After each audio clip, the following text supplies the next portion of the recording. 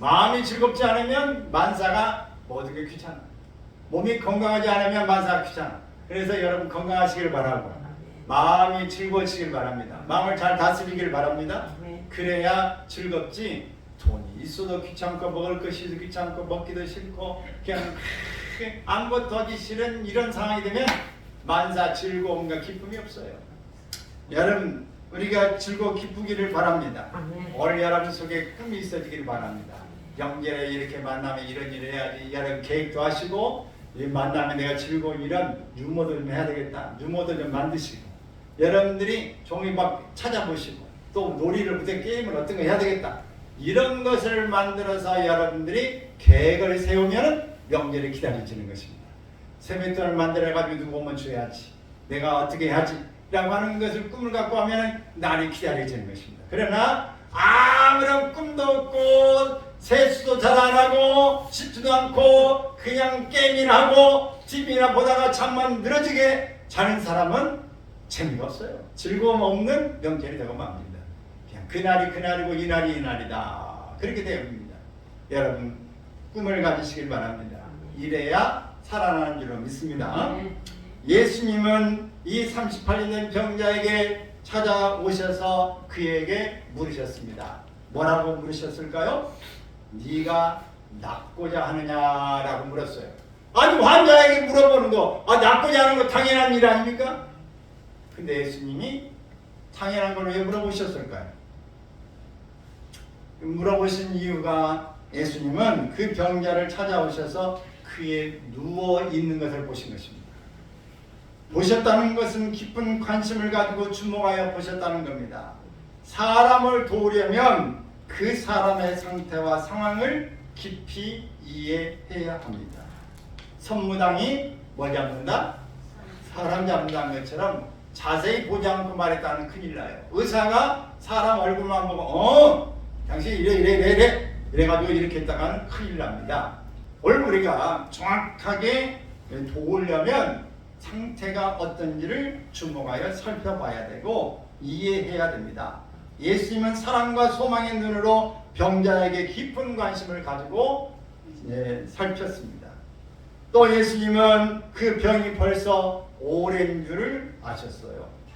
그가 아무런 희망도 없이 자포자기한 상태로 있음을 아셨습니다.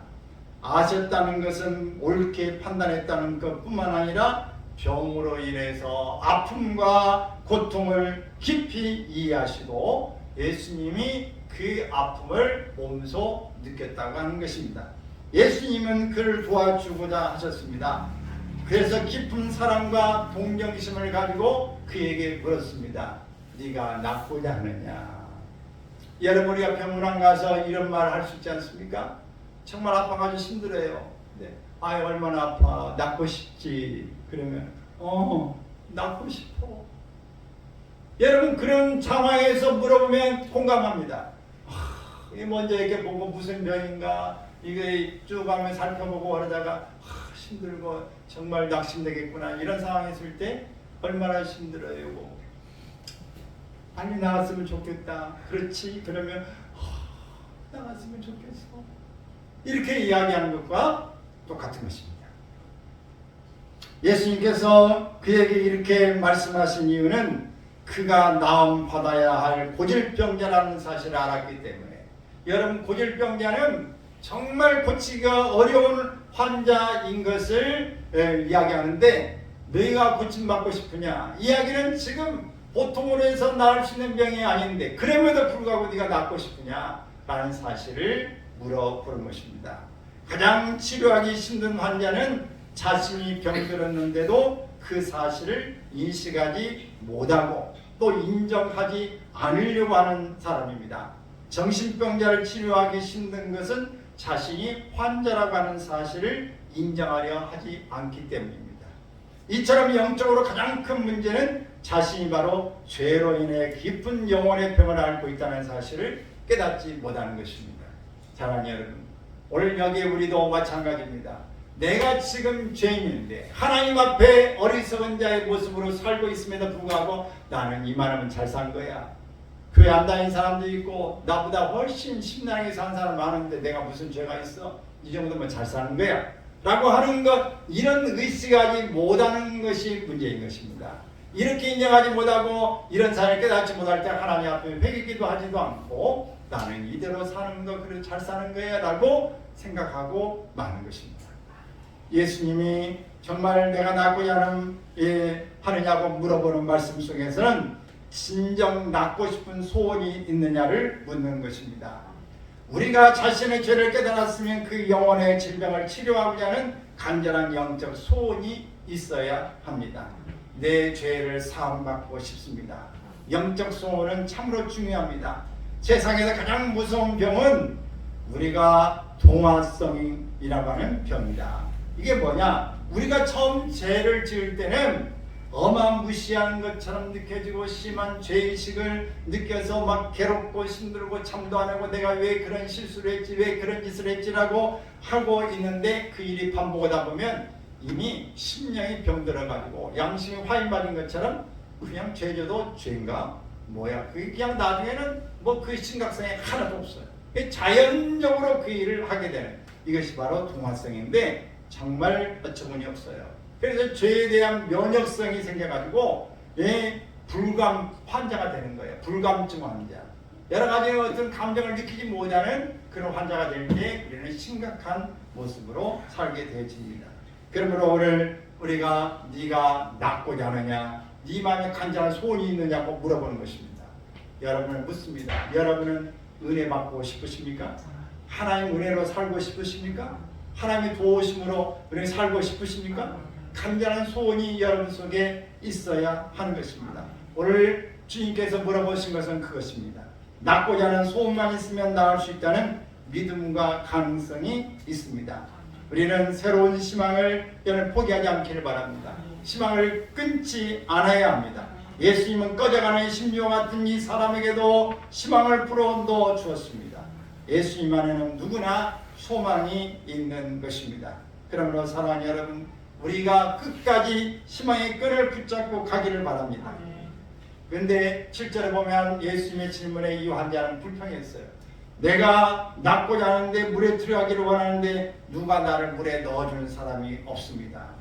여러분, 이렇게 불만하고 불평하고 감사를 모르는 사는 것이 이것이 바로 죄입니다.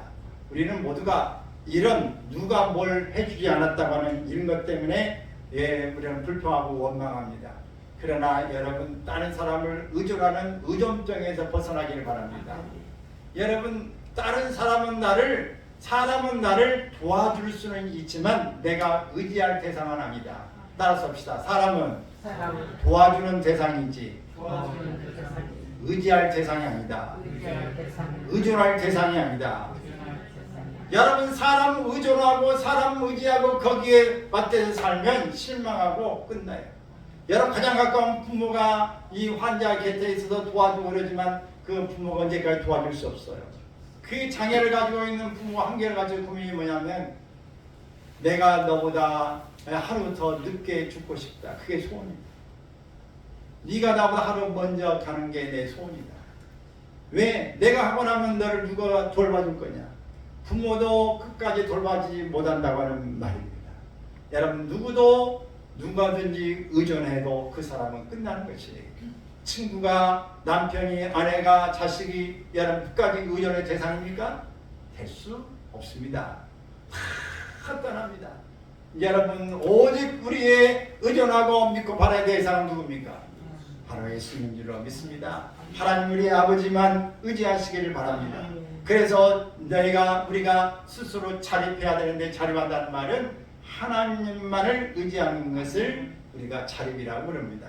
그래서 하나님 믿고 끝까지 일어설 수 있기를 주님의 이름으로 축원합니다. 여러분, 끝까지 패배의식에서 나는 안 된다, 나는 번번이 해봤지만 실패야, 이렇게 예전에 해봤는데 안 돼 라고 하는 이런 패배주의에 여러분 물들어 살지 않기를 바라고, 반드시 지금이라도 할 수 있다, 이렇게 예수님이 나에게 물어보시는 앞에서 낫고자 하느냐? 예! 낫고 싶습니다. 여러분, 이렇게 자신있게 말하고 희망을 잃지 않기를 바랍니다. 예수님은 그에게 뭐라고 말씀하십니까? 일어나라, 내 자리를 들어라. 그리고 걸어가라 라고 말했습니다. 따라서 합시다. 일어나라. 일어나라. 내 자리를 들어라. 내 자리를 들어라. 그리고 걸어가라. 그리고 걸어가라. 다시 한번 일어나라. 일어나라. 내 자리를 들어라. 내 자리를 들어라. 그리고 걸어가라. 그리고 걸어가라. 여러분, 아멘. 예수님은 우리에게 이렇게 말씀하시는 것입니다. 우리가 주님의 말씀을 들었으면 일어나라고 말씀하시면 일어나야 합니다. 오래된 38년 여러분의 나이만큼의 살아왔던 생애만큼 고질병에 걸려서 그 문제에 허덕이고 살고 있다 할지라도 거듭한 패배자의 자리를 할지라도 절망의 자리에서 일어나야 합니다. 여러분이 포기해버리고 전해버린 그 자리에서 일어나라고 할 때 일어나야 합니다. 그 자리에서 벌떡 일어나야 합니다. 누가 일어나라고 합니까? 예수님이 일어나갈 때 일어나야 하는 것입니다. 또 내 자리를 들어라 말했어요. 38년 된 병자가 들어야 할 자리는 자신의 인생입니다. 지금까지 다른 사람이 도와주면 기뻐하고 하루라도 무관심해하는 날이면 불평과 원망을 쏟아 놓았습니다. 그러나 우리가 깊이 생각해 보면 나의 인생을 대신하여 사줄 사람이 아무도 없다는 사실을 알고 우리가 스스로 인생을 들고 일어나야 될 줄로 믿습니다.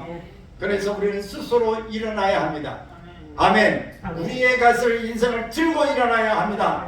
우리가 지금까지 다 놓았던 것, 지금까지 내가 머물렀던 것에서 벌떡 그거를 들고 일어날 수 있기를 바랍니다. 그리고 예수님 뭐라고 그랬어요? 새로운 세계를 향해 걸어가라 라고 말씀했습니다.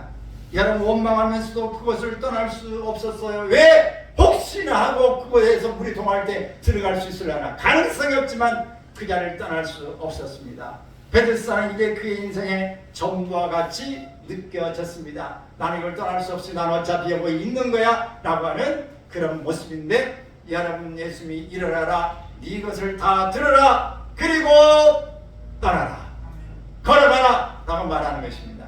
여러분 우리가 지금까지 그냥 안 된다고 하는 여든 고질병 같은 여러분의 나이만큼 있었던 모든 것들을 싹 들고 새로운 방향으로 비전을 길로 나갈 수 있기를 바랍니다.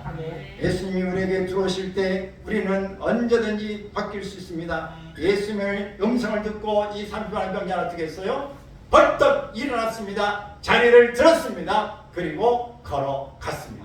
여러분 우리도 똑같이 예수님의 말씀처럼 우리의 불평의 돛다리, 패배의 운명의 돛다리, 무기력의 돛다리를 다 걷어 들고 일어나서 새롭게 길을 떠날 수 있기를 바랍니다. 예수님은 베데스다 목가에 찾아오셨어요. 무엇으로 찾아오셨어요? 사랑으로 찾아오셨습니다. 생명의 주인으로 찾아오셨습니다. 우리의 근본적인 문제의 치유자로 찾아오셨습니다. 그러므로 여러분 예수님에게는 어떤 제한이 없습니다. 한계가 없습니다. 1등에게도 오시지만 꼴등에게도 오시고 병자에게도 오시지만 건강한 사람에게도 오시고 여러분 잘나고 현명한 사람에게도 찾아오시지만 숨이 찌고 아무도 보지 않는 사람 중에도 찾아오시는 분임을 믿으시고 실망 낙담 포기하지 않기를 주님으로 축원합니다. 여러분 묻습니다. 예수님이 얼굴에게 묻습니다. 네가 낫고자 하느냐? 여러분 따라서 하세요. 예수님, 제가 낫고자 합니다. 예수님, 고침받고자 합니다. 예수님, 저에게 찾아와 주세요. 주님의 시선을 저에게 비춰주세요. 간절히 사모하시기를 바랍니다.